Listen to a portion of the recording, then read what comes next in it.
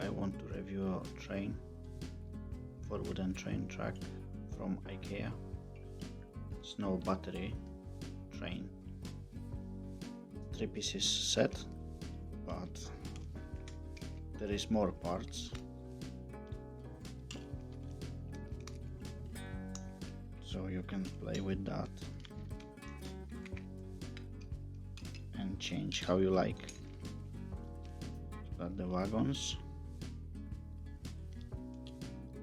It's made from good plastic.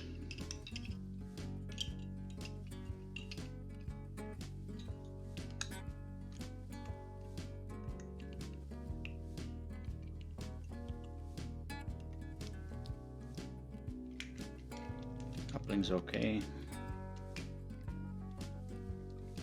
Strong enough. Just remember, one side you cannot connect, only one side, plus and minus, so remember that. Sometimes you need to flip the parts.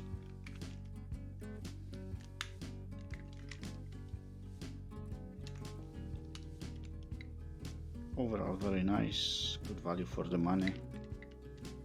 A lot of parts, so small children can play with that and change how they want.